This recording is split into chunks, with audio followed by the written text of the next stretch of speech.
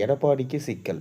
CBI விசாரணைக்கு உத்தரவிடக் கோரி சென்னை உயர்நீதிமன்றத்தில் புதிய மனு. சற்று முன் கிடைக்கப்பெற்ற மிக மிக முக்கியமான செய்திகள். எடப்பாடி பழனிசாமி மீதான முறைகேடு புகார் மீது 5 ஆண்டுகளா எந்த ஒரு நடவடிக்கையும் எடுக்கப்படவில்லை என்பதால் புகார் மீது சிபிஐ விசாரணைக்கு உத்தரவிட வேண்டும் என்று உயர்நீதிமன்றத்தில் மனு தாக்கல் செய்யப்பட்டிருக்கு.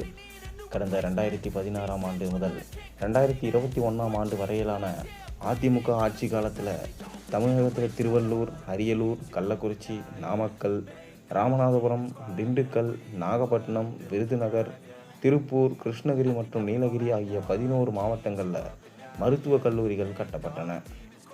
எடப்பாடி பழனிசாமி பொதுப்பணித்துறை அமைச்சராக பதவி வகித்த காலத்தில் கட்டப்பட்ட இந்த மருத்துவக் கல்லூரிகள் தேசிய மருத்துவ ஆணையத்தின் விதிமுறைக்கு உட்பட்டு கட்டப்படவில்லை என்றும், மருத்துவக் கல்லூரிகள் கட்டியதில் முறைகேடுகள் நடைபெற்றுள்ளதாகவும் திருவாரூர் மாவட்டம் நன்னிலத்தை சேர்ந்த ராஜசேகர் என்பவர் லஞ்ச ஒழிப்புத்துறையில் புகார் அளித்திருந்தார்.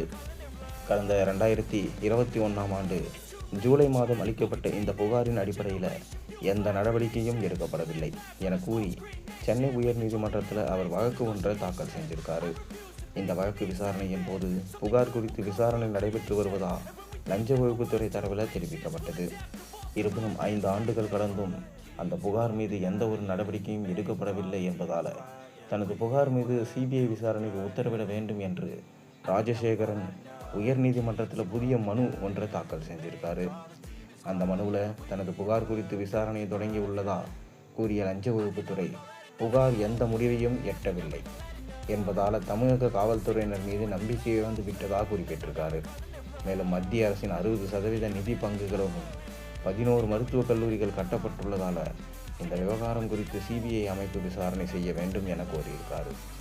மேலும் மத்திய புலனாய்வு விசாரணை அமைப்புகள் விசாரணை செய்வதற்கு வழங்கப்பட்டிருந்த அனுமதியை திரும்ப பெற்று தமிழக அரசு அரசாணை பிறப்பித்துள்ளது. இது நீதி பரிபாலனத்தில் குறுக்கிடுவது போல் உள்ளதாகவும் தனது மனுவில் தெரிவித்திருந்தார்.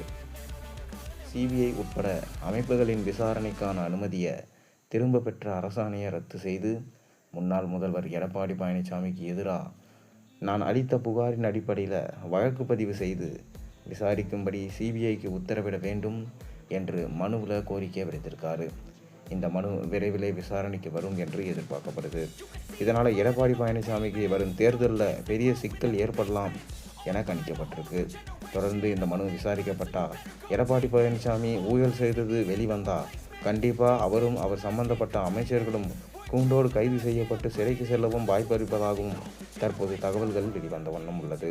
ஒருவேளை எடப்பாடி பழனிசாமி குற்றம் செய்தது நிரூபணமானால் அவருக்கு எத்தனை ஆண்டுகள் வரை சிறை தண்டனை கிடைக்கலாம் என்பதை நீங்கள் கமெண்ட் வாயிலாக தெரிவியுங்கள்.